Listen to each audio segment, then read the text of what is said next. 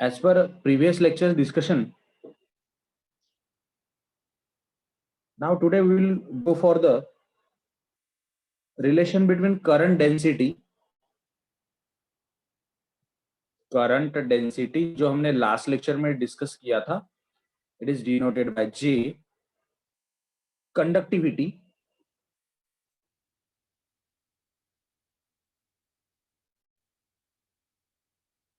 it is denoted by sigma, and electric field E. Electric field E.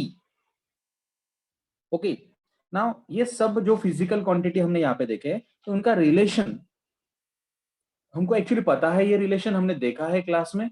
It is J equal to, if you remember, it is J equal to rho into E.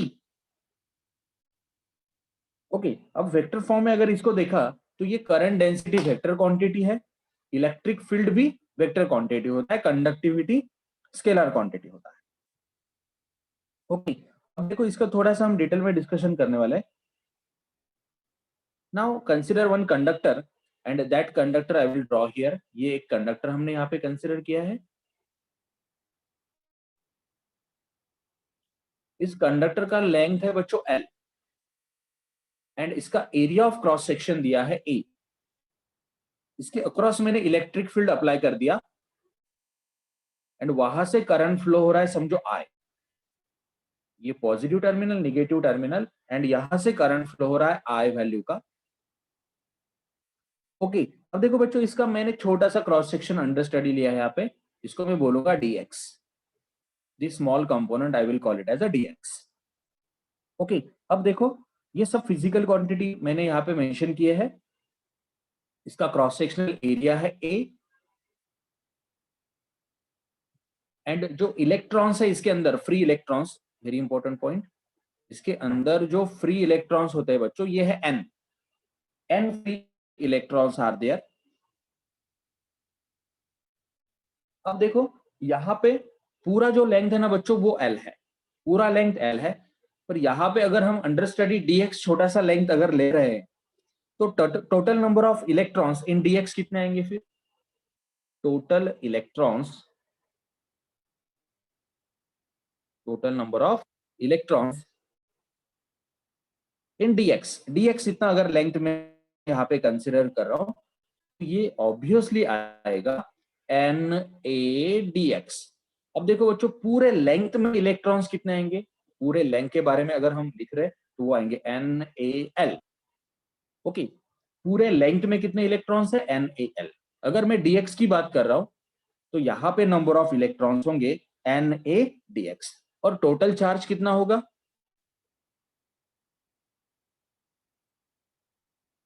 Total charge को हम यहाँ पे बोलेंगे Q. So total charge is Q. अब देखो dx के अंदर का अगर मैं चार्ज देख रहा हूं, dx के अंदर का, तो मैं इसको dq बोलूंगा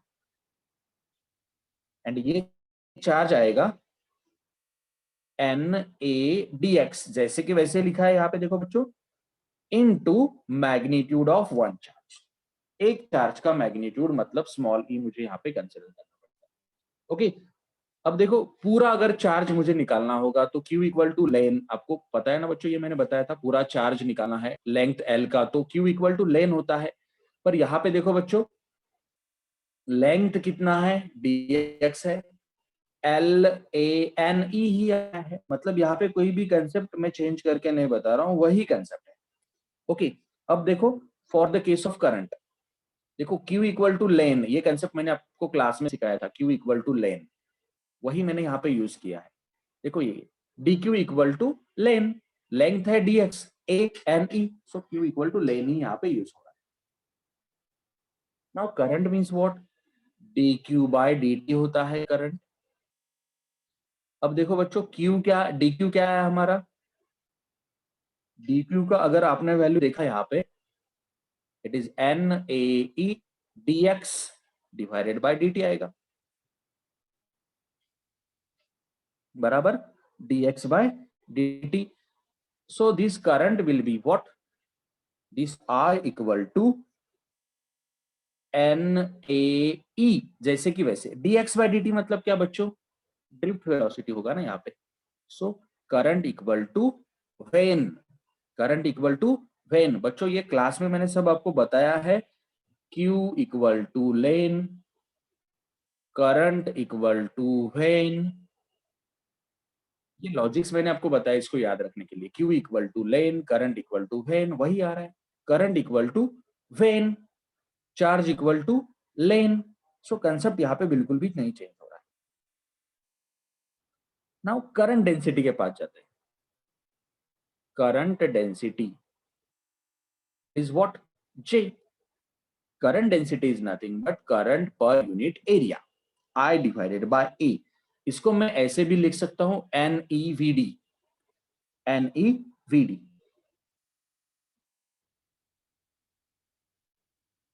नाउ इसको अगर हम मॉडिफाई करते गए और आगे, so I can write it as a NEVD के जगह पे मैं इसको ऐसे भी लिख सकता हूं। I will write on the next line this J equal to NE, जैसे कि वैसे लिख रहा हूं यहाँ पे, VD small e into capital E divided by mass into this is time. Form हमने भी देखा है, because this is the formula of VD। ये VD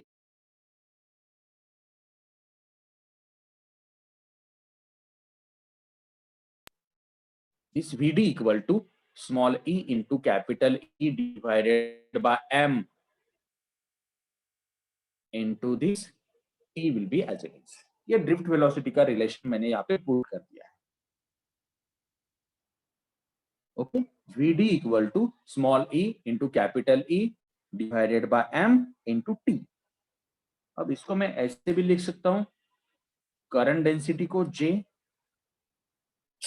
in terms of J अगर मैं इसको मॉडिफाई कर रहा हूं तो ये ऐसे भी आ सकता है NE स्क्वायर इंटू टी ना, NE square into T divided by m into this is what? Capital E। इस फॉर्मेट में भी मैं इसको मॉडिफाई कर सकता हूं। अब देखो बच्चों, ये जो पार्ट है यहाँ का, this is what? J equal to, it is conductivity. ये जो कंडक्टिविटी हम इसको बोलते हैं into E। So J equal to sigma E। Finally मुझे रिलेशन मिल गया। यहाँ पे देखो मैंने सिग्मा मतलब क्या रखा है, ये NE square into T divided by m है। It is the value of sigma. So इस तरीके से हमारा ये रिलेशन आ गया है, जो मैंने यहाँ पे आपको स्टार्टिंग में लिख दिया था। ये पूरा का पूरा रिलेशन हमने ड्यूरिंग द लेक्चर्स भी पूरा देखा था।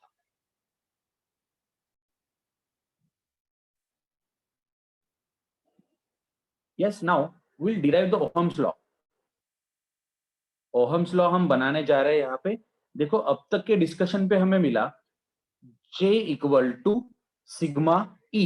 J मतलब करंट डेंसिटी है, sigma is the conductivity and E is the electric field intensity.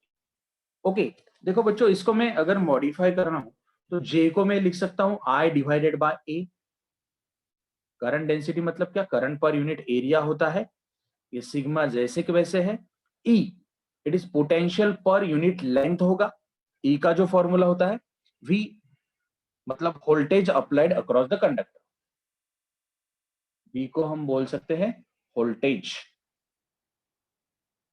Applied across conductor. Okay, V that is the voltage applied across the conductor. Now देखो बच्चों, L is the length of the conductor. इसको मैं modify कर रहा हूं यहाँ पे, I divided by A जैसे कि वैसे है, V जैसे कि वैसे है। देखो बच्चों, ये कंडक्टिविटी है ना। कंडक्टिविटी मतलब क्या? Reciprocal of resistivity is conductivity ना। Rho is what? 1 by sigma and sigma is what? 1 by rho. मतलब यहाँ पे सिग्मा की जगह पे मैं 1 बाय रो लिख सकता हूं। ओके, अब इसको V के लिए मॉडिफाई करो। V equal to, it is what? Rho L divided by A into I बराबर। V is what? Rho L divided by A into I. So V is what? V equal to I into R.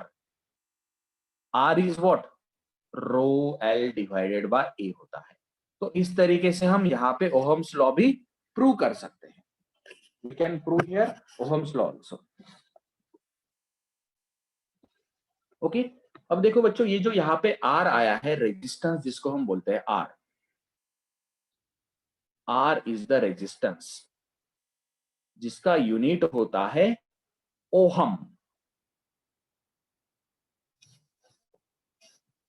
Resistance मतलब क्या होता है? It is the opposition to the flow of charge within the conductor. Conductor से जब charge flow होने लगता है, resistance जो होता है ये उसको अपोज करता है। नाउ ये जो रेजिस्टेंस होगा, the we can say this opposition offered by the ions to the flow of charge. मतलब कंडक्टर के अंदर जो आयंस होते हैं वो चार्ज को फ्लो होने में जो अपोज करते हैं उसको हम क्या बोलते हैं? Resistance. R equal to V by I होता है, वोल्ट पर एम्पियर।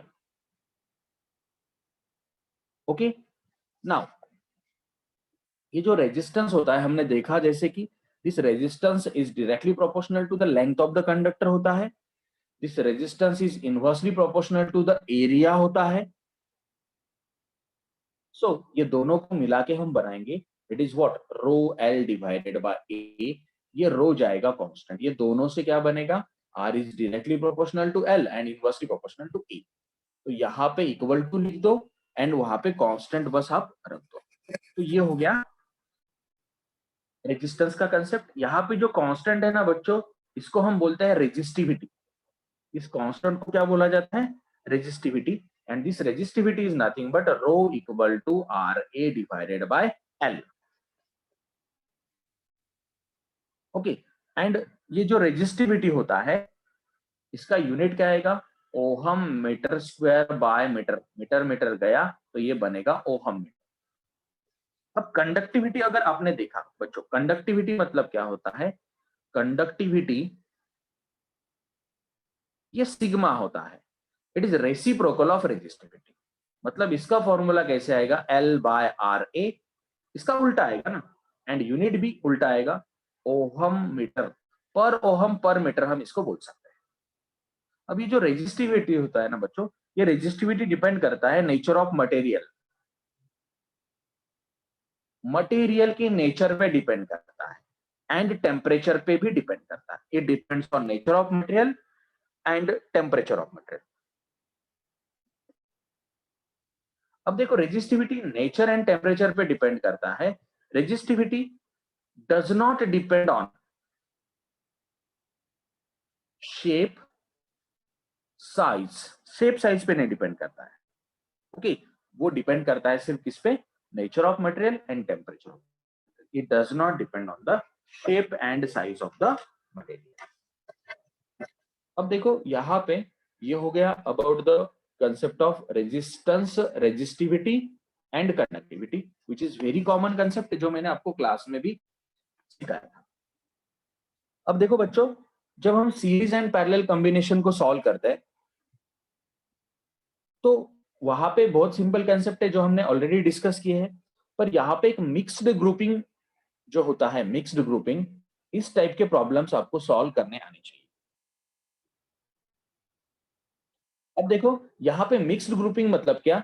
इसमें कुछ रेजिस्टेंसेस सीरीज में होंगे एंड कुछ रेजिस्टेंसेस पैरेलल में होंगे। ये कॉम्बिनेशन एट ए टाइम दिया जाता है। When a group of resistor is neither combined in parallel nor in series, उसको बोला जाता है मिक्स्ड ग्रुपिंग। ओके, सो यहाँ पे जो इक्विवेलेंट रेजिस्टेंस बनता है मिक्स्ड ग्रुपिंग में, इसमें से हमको अलग अलग मेथड यहाँ पे यूज करने पड़ते हैं। तो उसमें से हम फर्स्ट मेथड देखेंगे। मतलब सब रेजिस्टेंस सीरीज में नहीं है, सबके सब पैरेलल में भी नहीं है, कुछ सीरीज में आएंगे, कभी कभी बीच में पैरेलल में आएंगे। तो उसमें एक मेथड ऑफ सिमेट्री हमने देखा था। ये मिक्स्ड ग्रुपिंग का जो मेथड है, सक्सेसिव रिडक्शन जिसको बोलते हैं, सक्सेसिव रिडक्शन मेथड हम यहाँ पे डिस्कशन के लिए लेने वाले हैं। ओके, इसमें हम क्या करते हैं? Successively we will solve the series and parallel combination. तो इसमें कुछ एग्जांपल्स लेते हैं, तब जाके आपको ये कंसेप्ट अच्छे से समझ में आएगा। So I will draw one circuit here. देखो यहाँ पे बहुत सारे रेजिस्टेंसेस कनेक्ट किए गए हैं और ये रेजिस्टेंसेस हमको वन बाय वन सॉल्व करने पड़ेंगे। ना ही सबके सब सीरीज में है, ना ही सबके सब पैरेलल में है, इसलिए इसको मिक्स्ड ग्रुपिंग मेथड बोला जाता है। मेथड ऑफ सिमेट्री देखो बच्चों, इसके पहले वाले लेक्चर में मैंने मेथड ऑफ सिमेट्री आपको सिखाया है। तो वहां पे जब हम कटिंग करते हैं, एक लाइन ड्रॉ जब हम करते हैं वहां पे, तो उस लाइन के रेजिस्टेंसेस को हम इलिमिनेट करते हैं। तो वो मेथड आप लोग एक बार अच्छे से देख लो, वो भी बहुत ही इंपॉर्टेंट मेथड है। ये मेथड भी हमको आज अच्छे से सीखना है। तो रेजिस्टेंस को मैं कुछ वैल्यूज दे रहा हूं, ये है आर, ये यहाँ पे है 4R, ये यहाँ पे है R, ये वापस R है, ये 4R है। सर ये यहाँ का 4R दिया है, ये R दिया है। Okay, this one is R, again this one is R, ये यहाँ का वापस से दिया है 4R, again R R, this one is a 2R।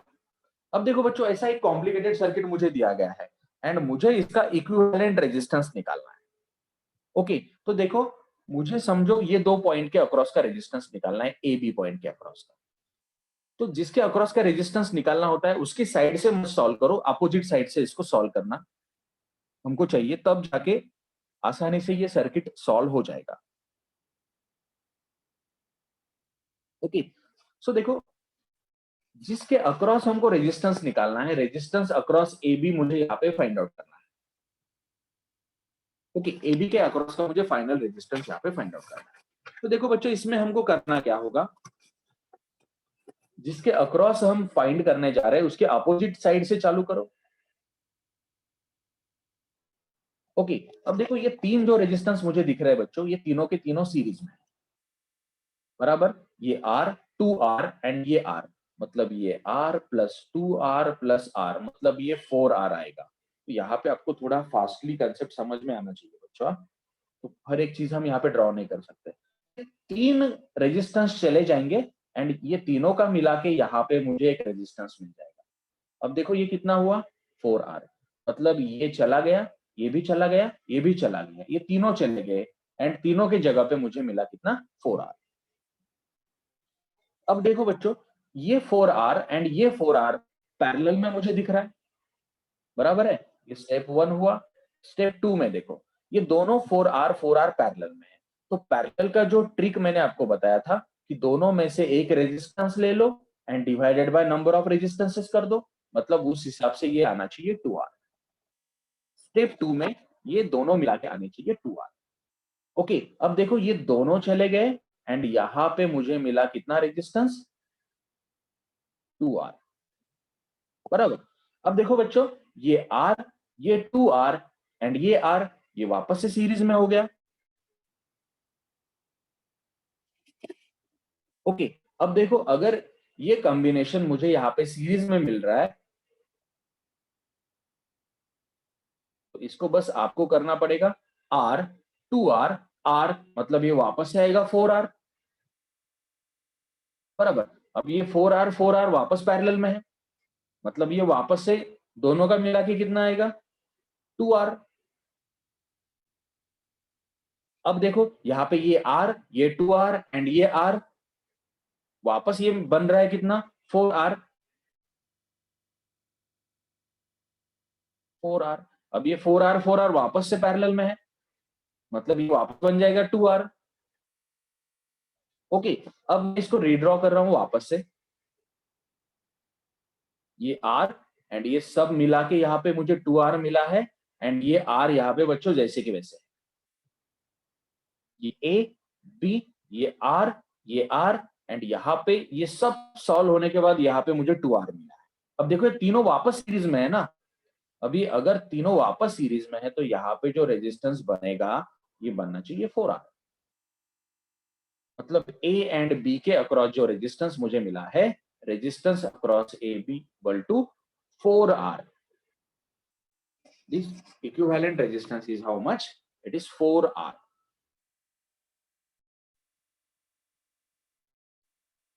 Yes, ये सर्किट है हमारे सामने, इसको हमको सॉल्व करना है। अब देखो यहाँ पे मुझे करना क्या है, इक्विवेलेंट रेजिस्टेंस निकालना है अक्रॉस पी क्यू।